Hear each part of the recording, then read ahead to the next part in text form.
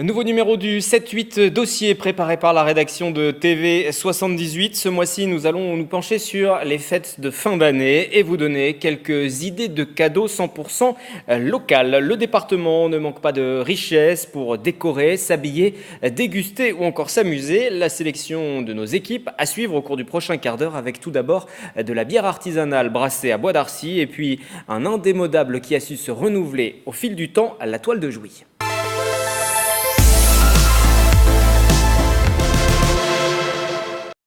Pour fabriquer sa bière, tout commence avec une céréale, le malt. C'est vraiment ce qui va donner notre base de céréales, ce qui va donner la couleur de notre bière, ce qui va donner le profil gustatif de notre bière. Et au final, c'est aussi ce qui va créer du sucre, donc ce qui va nous créer l'alcool. Chez O'Clock Brewing, la brasserie artisanale montée par une bande de 3 copains à Bois d'Arcy il y a 3 ans, on utilise un panel d'une quinzaine de maltes différents qui sont concassés dans ce moulin. Une fois qu'on a sélectionné notre grain, qu'on l'a concassé, l'idée c'est de faire venir tout le grain qu'on a stocké là-bas jusqu'à cette cuve ici, qui est notre cuve d'empâtage. Donc c'est ici où on va réellement brasser. Les graines sont mélangées à de l'eau chaude à 65 degrés Celsius pendant 1h30. Lorsque l'infusion est terminée, le rinçage commence pour s'assurer que tous les grains soient entrés en contact avec le liquide avant de passer à l'ébullition après filtration. Une fois qu'on a notre liquide qui est rentré en ébullition, on va commencer à faire nos premiers houblonnages. Sachant que les houblons, plus on va les utiliser tôt pendant cette ébullition et plus ils vont donner de l'amertume. Après avoir bouilli pendant 1h30, le liquide est stérile et il faut utiliser un refroidisseur pour faire baisser sa température.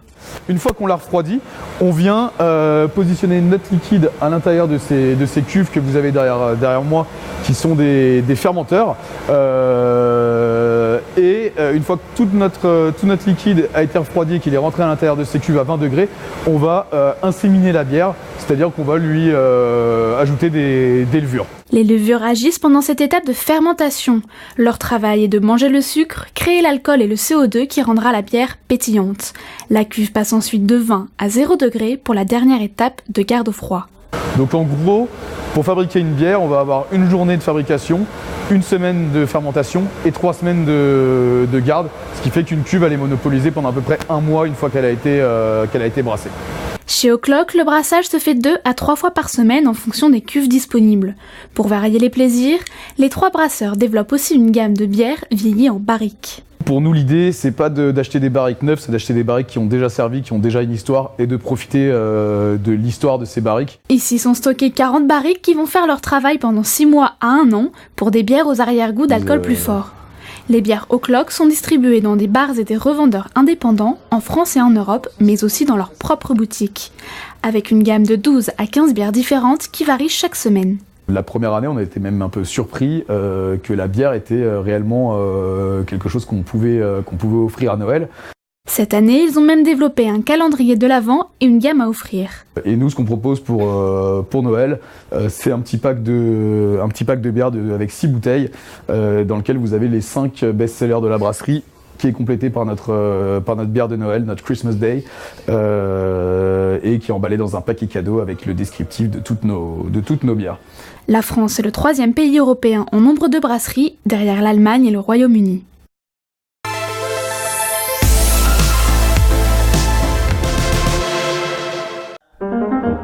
Elle est la création d'un homme, Oberkampf, qui la fabrique à partir de 1760 à Jouy-en-Josas. La toile de Jouy est appréciée à l'époque pour sa grande qualité et la précision de ses dessins.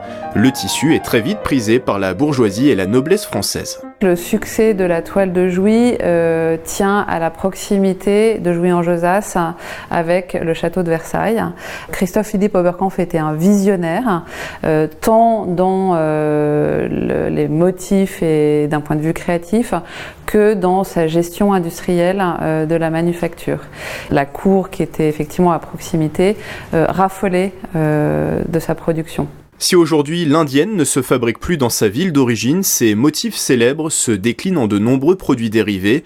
Au sein du musée de la toile de Jouy, une boutique où l'on peut trouver chaussures, bijoux, trousses ou encore de la vaisselle. Les plateaux qui ont été faits cette année dans un motif bengale, et ce choix a été fait surtout pour les couleurs que Manuel Canovas utilise. donc dans des tons aubergine. Nous avons aussi une autre collection d'étoiles qui a été faite dans un motif qui a été pris dans le fond muséal, dans le motif de l'offrande à l'amour. Donc nous avons 4 coloris qui ont été faits cette année. Donc dans ce rouge basque, un rose poulpe et un vert de gris.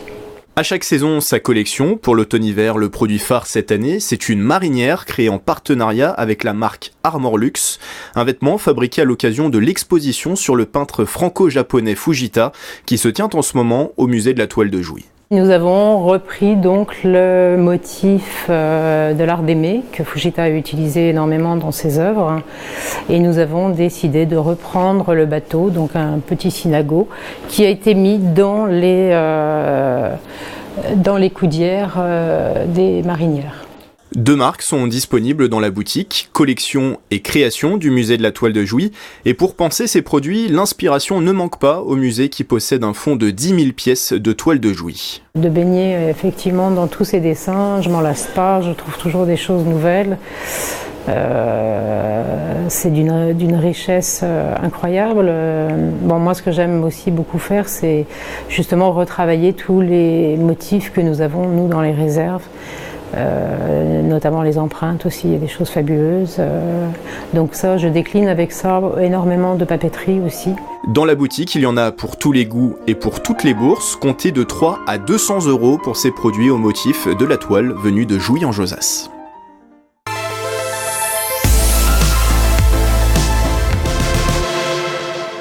Et si au pied du sapin, le Père Noël déposait des sacs en tissu ou des pochettes ? Des produits artisanaux en série très limitée, la créatrice Nathalie de la Villéon multiplie les marchés de Noël. Les marchés de Noël me permettent de rencontrer mes clientes, d'aller face au public, d'avoir les remontées d'informations et puis les réactions d'éventuels clients sur mes produits. Donc c'est à la fois moteur et c'est assez satisfaisant. Bienvenue dans mon atelier. Donc c'est le sous-sol de ma maison. Un atelier versaillais lancé en 2013, Nathalie de la Villéon y crée et expose sur rendez-vous. Depuis 5 ans, près de 4000 pièces ont vu le jour. Nathalie utilise sa première aiguille à l'âge de 8 ans. Tout est fait main, tout est fait. Chaque pièce sort de l'atelier, sort d'ici. Je suis la seule à coudre, donc toutes les pochettes, c'est moi qui les ai faites. Du motif au tissu, la Versaillaise pense chaque détail. Un sac lui demande 5 heures de travail. Elle crée également pochettes et accessoires de mode. Pour les bijoux, c'est une affaire de famille. Les bijoux se sont développés parce que ma fille aînée s'est prise d'affection pour les perles et s'est mise à plein d'idées. Donc elle s'est mise à développer cette activité-là aussi. Et à partir de janvier, elle va passer auto-entrepreneur de façon à pouvoir devenir mon fournisseur. Nathalie de la Villéon propose ses produits essentiellement en vente privée par les réseaux sociaux et le bouche à oreille. Ses créations sont envoyées dans toute la France et à l'étranger. Je peux m'adapter aux besoins de la cliente, c'est-à-dire que si elle veut un sac plus grand, plus petit, des anses plus grandes, quelque chose qui soit plutôt porté-épaule. Cette année, j'ai fait surtout des porté-épaules pour l'hiver parce qu'on m'avait dit, voilà, on aimerait bien pouvoir les mettre sur nos manteaux. Bonjour, comment tu vas ? Ça va bien et toi ? Voilà, tiens, regarde. Quelques produits sont aussi disponibles dans une boutique à Versailles. Nathalie y propose une 50aine de créations. C'est très important d'être en boutique, en plus des marchés qui sont relativement saisonniers parce que les événements ont lieu en général en fin d'année ou au moment de mars, avril, mai, juin. Enfin, ça me permet d'avoir la possibilité de rencontrer aussi des gens ailleurs que chez moi. Je peux pas ouvrir l'atelier non plus à tout le monde. Ça me permet de m'inscrire dans un univers puisque Françoise travaille par univers, on n'a pas d'espace particulièrement dédié, on est un peu partout dans la boutique. Des créations dans une large palette de couleurs. Pour se faire plaisir, un sac coûte entre 15 et 70 €. Pour les boucles d'oreilles, comptez de 12 à 45 €.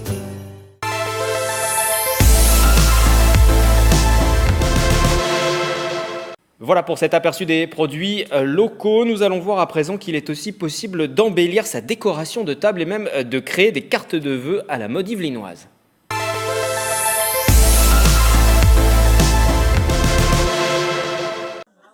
À l'espace Jacqueline Auriol des Clés-sous-Bois, les petites mains s'affairent pour confectionner un cadeau et pas n'importe lequel puisqu'il est fait main.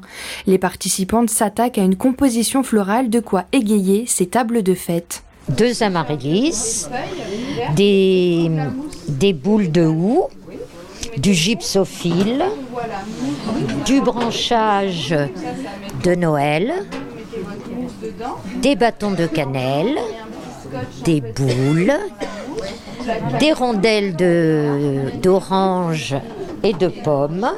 J'adore ça. J'adore tout ce qui est loisirs créatifs. Cet atelier était dirigé par une fleuriste de Villepreux qui veille à prendre des fleurs de saison. Ce sont des compositions de Noël faites à base d'amaryllis, une fleur de saison, une fleur à bulbe. Donc là, ce sont des amaryllis coupés que l'on pique dans de la mousse et après que l'on agrémente avec plein de décorations de Noël, du sapin, des petites boules, des fleurs fraîches également avec du lisianthus on a mis et on a mis également après plein de petits sujets. Le fait main est loin d'être dépassé, un autre atelier carte de vœux en scrapbooking était proposé. La grande bande va être comme ça. La toute petite de 2 cm de large, elle va être ici. Et là, cette partie-là, le bout, on va le coller sur la bande. Le matériel était mis à disposition ainsi que le savoir-faire de chacune. Une fois qu'on a le matériel, c'est d'abord d'avoir un papier de fond, style papier canson, un papier de déco et puis des embellissements. Après les étapes techniques, place à la décoration, papier, ruban, stickers. Les créatrices avaient tout cela à disposition pour laisser cours à leur imagination. C'est du plaisir, puis ça apprend, et puis ça passe le temps, et puis voir comment on fait ces cartes. Créer sa propre carte de ses mains permet un cadeau personnalisé. Il y a le plaisir de faire. Il y a le plaisir d'offrir parce que je sais que les gens auxquels j'envoie des cartes les gardent. Donc ça déjà, ça me fait plaisir. Comptez entre 1 à 3 heures pour concevoir sa carte en scrapbooking. Enfin terminé, les participantes étaient ravies. Je suis fière tout simplement. Ces 2 ateliers mettent en évidence une des valeurs de Noël, le partage avec ses proches.